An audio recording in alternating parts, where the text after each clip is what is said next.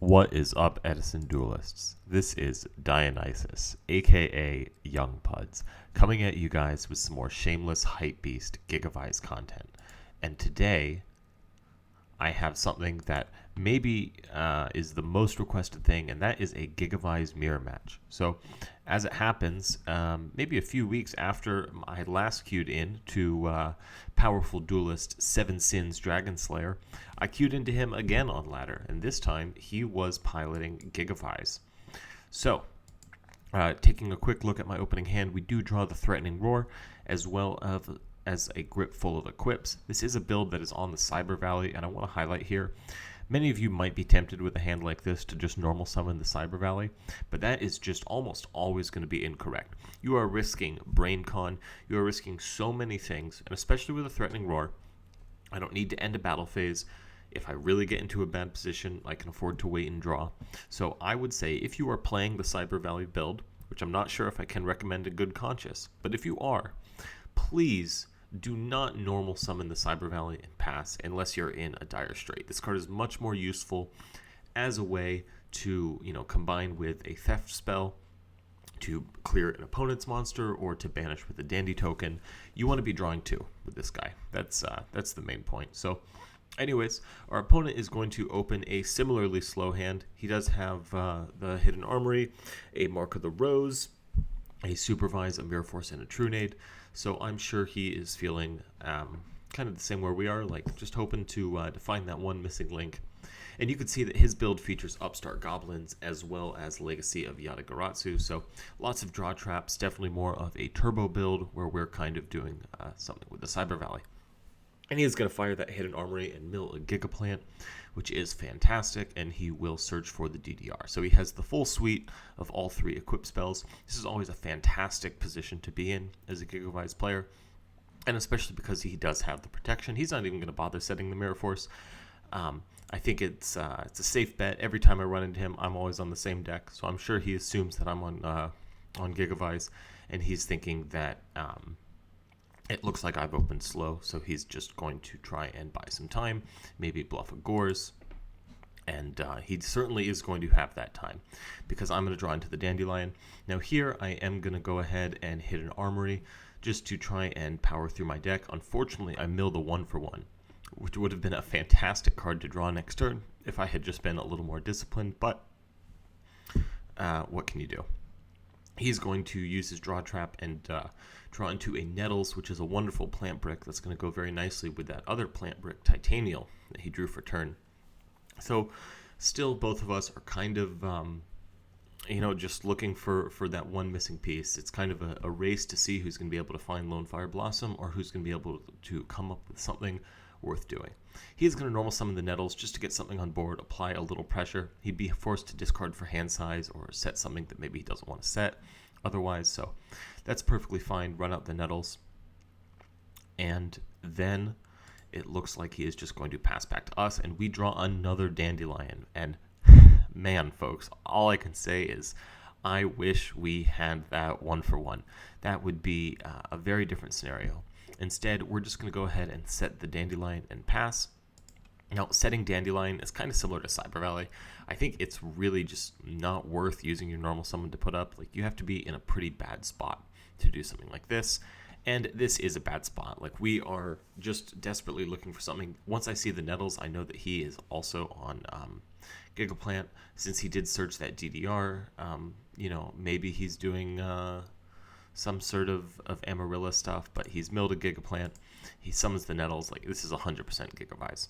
So I want to have some sort of defense going. I want to try and maybe get a plant in the graveyard, make the Mark of the Rose live, and I can piece something together. So here I'm all right setting the Dandy.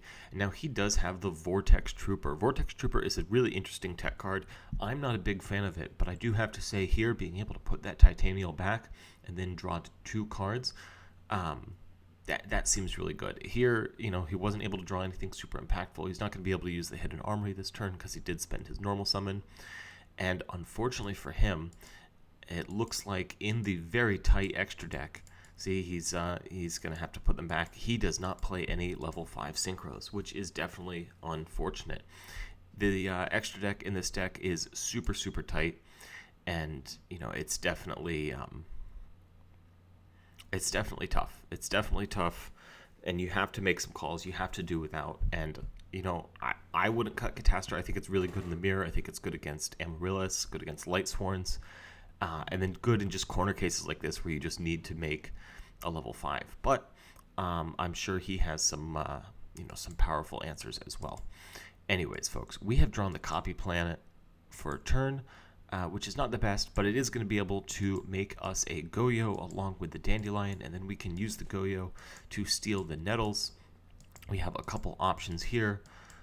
We could do an Armory Arm, but actually we are going to fire the Mark of the Rose to steal his Vortex Trooper, denying him any potential draw from that card being destroyed, and get a Power Tool Dragon.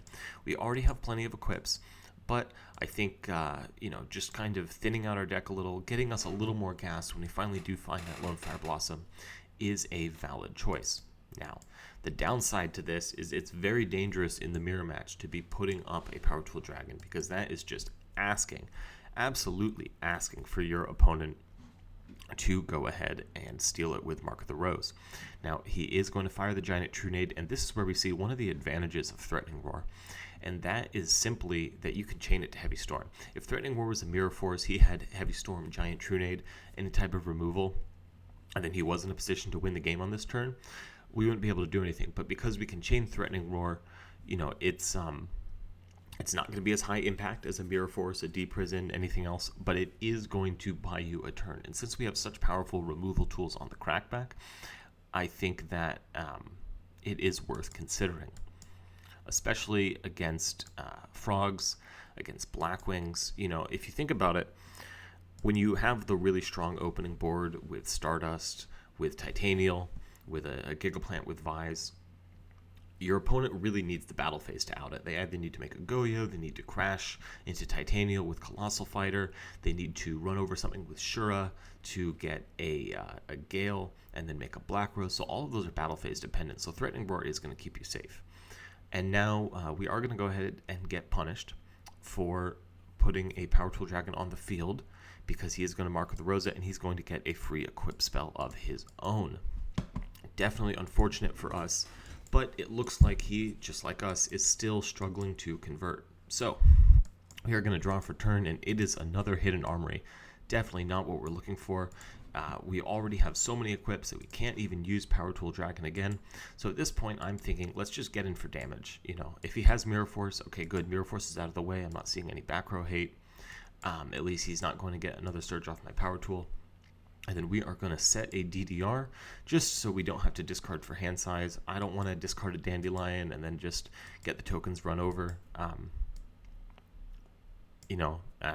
Maybe it looks like he might not have been able to do anything to those tokens, especially drawing like that. And you see, not only is he playing the Yadas, he's playing the Jar of the Greed, he's playing Reckless Greed, so very, very draw turbo oriented. I think there's merit to this variant of the deck, but ultimately in my testing I found that if you're in a situation like this, he's really fortunate that I haven't really been able to get anything going. But see, now all of these cards that he has, they're not protecting him whatsoever. And I finally found the Lonefire Blossom. I was able to mill it off of Hidden Armory, so I get back a Mark of the Rose from my graveyard, and I am just going to pass here. I am afraid of those back rows, so they are effective as a bluff there. I do have the Threatening Roar, so I'm feeling safe. I'm not 100% confident I can win on this turn, so I would rather wait a turn. I'm going to have my normal summon available to me, so that's just going to be able to give me a little bit of extra pressure, and hopefully that will help me close out the game. So he is going to draw for turn, and he's going to draw the Miracle Fertilizer, which is going to be absolutely no help. He's going to fire his Jar of Greed, which finds the Foolish Burial. That goes nicely with the Fertilizer. And he's going to Reckless Greed for Supervise and another Reckless Greed.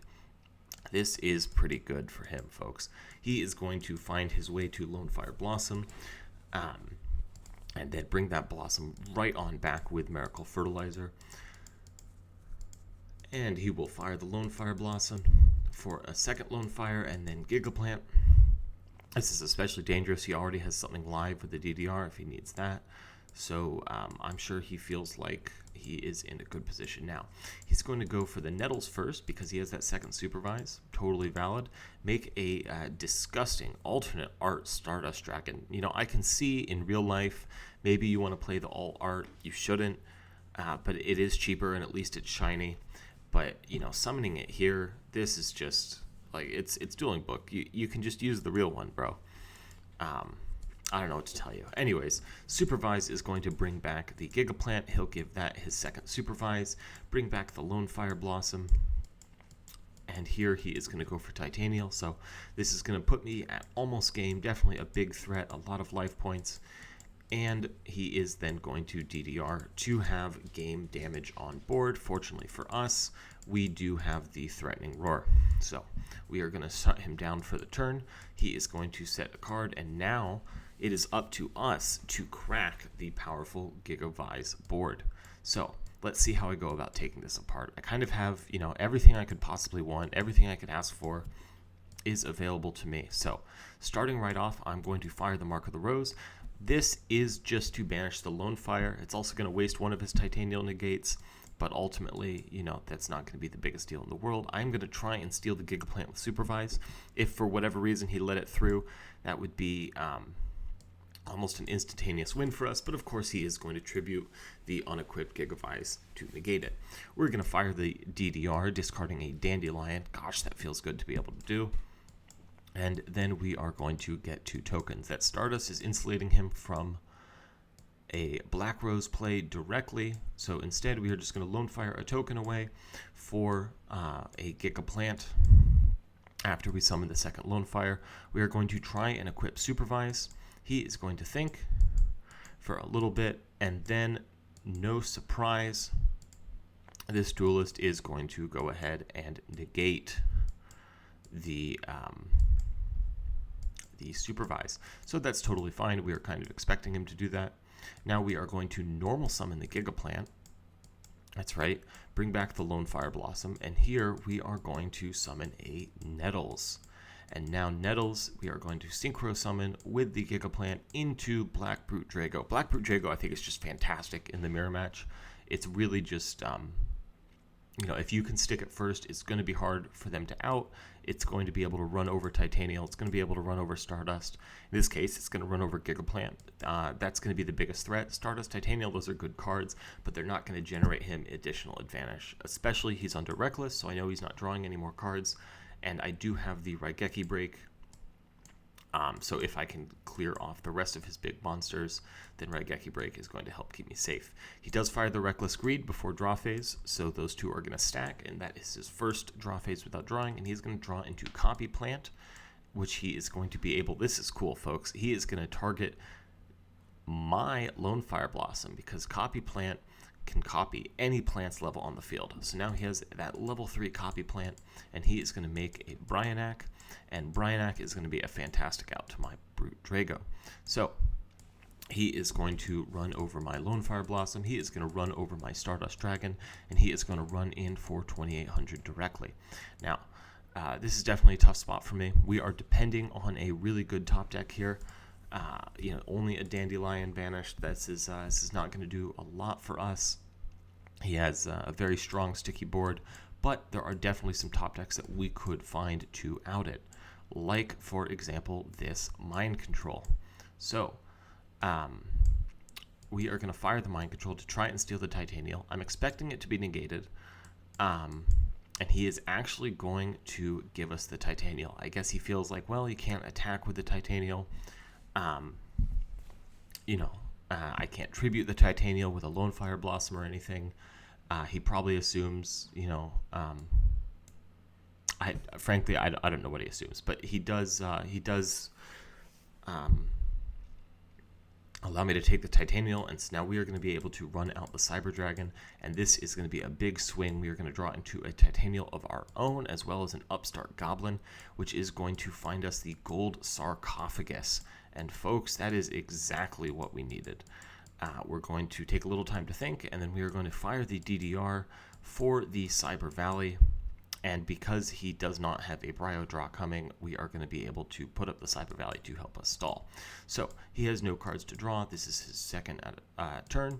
So he is just going to attack into the Cyber Valley and give us the draw, not wanting us to draw 2. And we draw exactly what we need, the Miracle Fertilizer. You know, folks, on that last turn, I think you could argue that maybe a little bit better of a play might have been to Gold Sark that second Gigaplant in our deck, and then use DDR to bring that back, discarding the Cyber Valley, and then we have the Supervise to equip it, but that's neither here nor there. We have just drawn a Miracle Fertilizer, and now we draw a Heavy Storm to boot, which is, well, it's not the most useful here. It's not really going to be super impactful, but what is impactful is bringing back this Gigaplant, equipping it with Supervise, bringing back Titanial, and attacking over both of his powerful Synchro monsters. Now he is he's just left top decking. He drop decks a Gold Sark, which is definitely not going to help him, and we are going to advance to game 2. So definitely the big mistake there was allowing me to take the Titanial. I see why he did it. He probably thought I was just trying to bait out the Titanial to use Mind Control as a removal spell.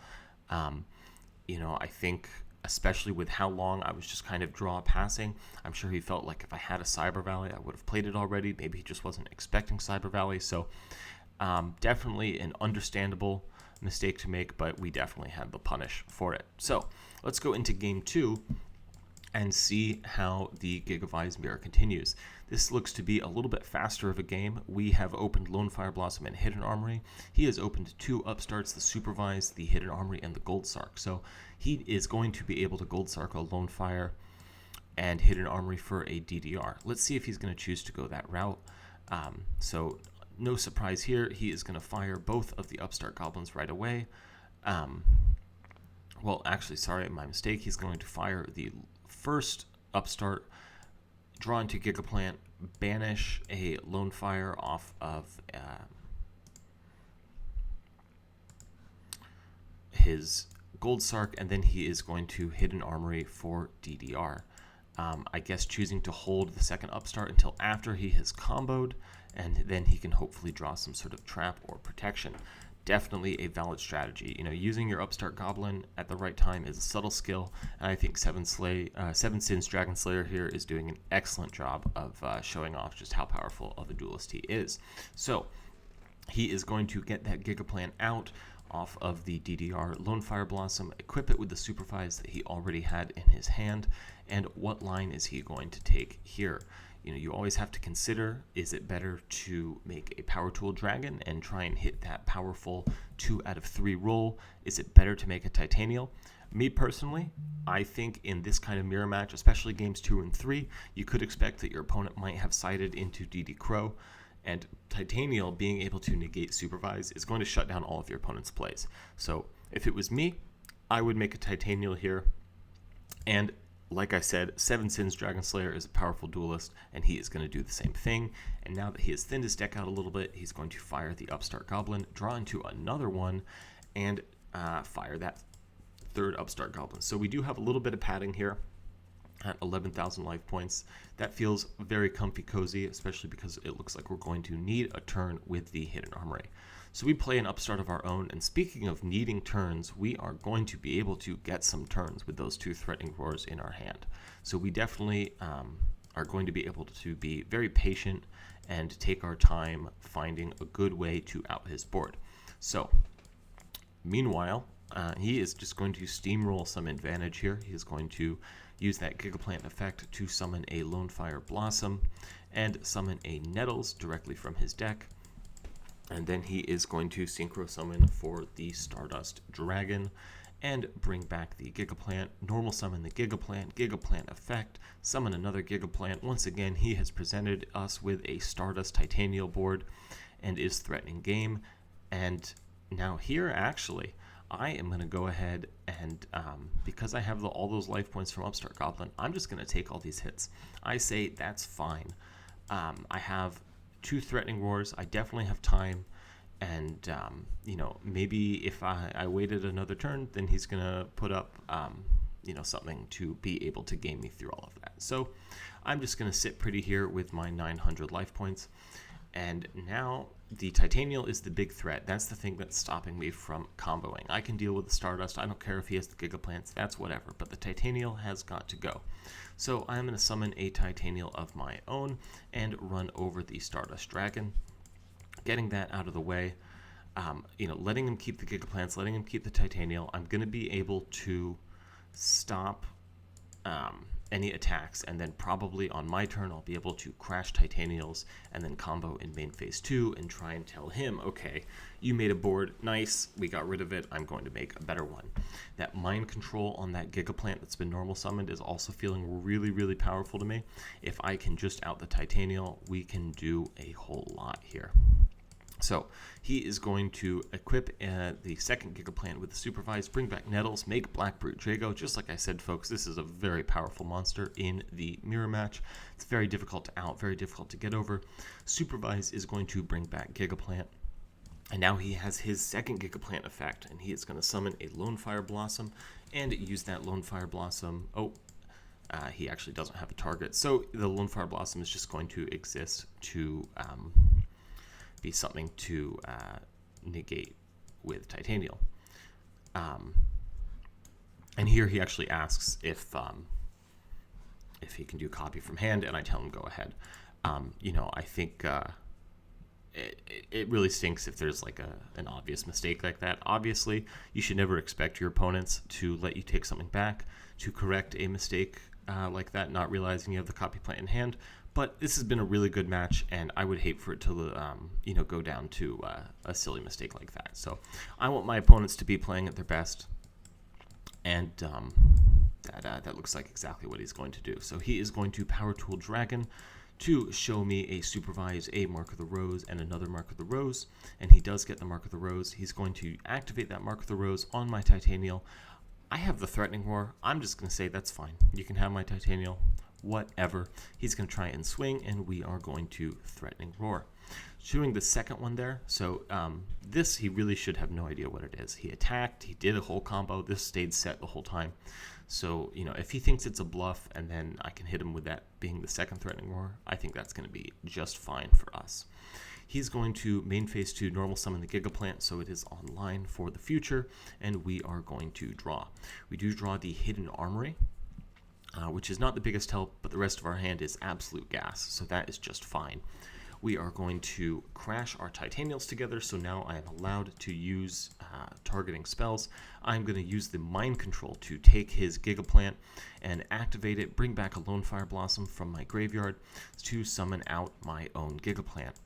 Now here, I really have a lot of options, but I see the line, I need to get rid of the Black Brute Drago, I need to get rid of that Power Tool Dragon, and I need to do something with that Gigaplant that I stole from him. So I'm going to equip my Gigaplant with Supervise, and then summon out a Copy Plant, and we are going to try and extend with a Power Tool Dragon of our own. Supervise is going to bring back our Gigaplant. Power Tool Dragon's effect is going to activate, showing 2 Mark of the Rose and a Supervise, and we are able to get the Mark of the Rose. That is going to be just fine for us. Now here, this is where I think things just get so cool. We are going to 1-for-1, right, to summon out a Cyber Valley. And believe it or not, folks, we are now going to normal summon our Gigaplant, because we still do have that normal summon back a Lonefire, get a Nettles, and we are not using Cyber Valley for its effect. We are using it for it being a level 1 body, and we are going to make Mist Worm to bounce back both of his monsters. I definitely don't play 1-for-1 in my decks anymore, but 1-for-1 being able to pull out Cyber Valley as just a level 1 body does make it a lot easier to go into Mistworm, and Mistworm is a powerful, powerful card that really helps you close out games. So we are going to pass back to him. We know that he has used a lot of his equip spells. We feel like he's kind of out of gas, and having the Threatening Roar, so he's not going to be able to run over any of our monsters by battle. I'm definitely feeling pretty safe here. Now, he does just go ahead and set the Vortex Trooper, set the Torrential Tribute. So if we do summon, then we are going to be able to, or he's going to be able to draw a card. He doesn't want to send back the Fur and the Torrential with the Vortex Trooper. That's way too risky. That's leaving himself wide open. So we're going to go to our turn. We're going to fire the Power Tool Dragon first. I don't know what that set is, but I just want to guarantee that I get the advantage from Power Tool Dragon. And we do get another Supervise, which is fantastic for us. We're going to fire the Heavy Storm. That Threatening Roar never ended up coming up, but that's just fine because we are really going to be pushing to close out the game here. So we go Lonefire Blossom for another Gigaplant, and then give that Gigaplant a Supervise, bring back the Copy Plant, and make a level 8 Synchro Stardust Dragon with the correct art. And now we are going to start trying to close this game out, folks. We attack into the Vortex Trooper, he gets to draw a card, and we are going to push in for almost lethal, and just hope that he doesn't have that final crackback. But he really would need a miracle. You can see that he's gone through almost everything in his deck. He's going to need like Furt plus Hidden Armory or something very powerful like that. He does have the Furt, and he draws into Mirror Force, which is no help against our established Stardust. So he is going to Fertilizer to bring back the Titanial. Titanial is going to run over Stardust, and we're going to take a little bit of damage. Now that Mirror Force is looking very live and very threatening, and we need to be able to get over the Titanial. So we're just going to start off by firing the Gigaplant and use its effect to make a Black Rose Dragon. And now we are going to use Black Rose Dragon's effect to just clear the board, which will then let us bring back the Gigaplant and swing for game. So this is the Gigavise mirror. I think it was an interesting mirror because he's kind of playing this Draw Trap Vortex Trooper Turbo kind of variant, and then we are playing the 1-for-1 Cyber Valley variant. I think this match really shows off that between these two, Cyber Valley is the way to go. But I got to tell you, folks, the Super Solar Nutrient is the deck list that I have been playing with the most, and I think it's really fantastic. Here you actually have ProStorm and Marcus watching this. Shout out to ProStorm and Marcus. These are the guys that really push this deck over the edge. I hope you guys are enjoying playing the deck. I hope you guys are enjoying the Shameless Hypebeast Gigavise content. If you guys have any other deck matchups you would like to see replays of, definitely drop them in the comments. Please do subscribe. It's really encouraging seeing so many people subscribe. It just gives me that motivation to keep pumping out these videos every single day for you guys. But other than that, keep learning, keep dueling. If you're playing at RBETLA, let me know in the comments. If you're taking Gigavise to RBETLA, let me know. I really think that Gigavise is going to come out swinging and display a really strong showing in the top cut of that event. I also think a lot of people, better be prepared for the matchup. Side in your DD Crows, side in your Zombie Worlds, your Mask of Restricts, whatever you think is going to help you win. Definitely side that. And Gigavise players, make sure you're ready. The era of us being a dark horse that no one really knows what the deck does is over, and now is really our chance to prove ourselves. If everyone knows what the deck is and we're still doing very well, we're still winning events, we're still causing problems, I think that is going to solidify the truth in everyone's mind, and that is simply that Gigavise is the best deck of the format. This is Dionysus, aka Young Puds. Thank you for watching the Shameless Hypebeast Gigavise content, and I'll see you guys tomorrow with more.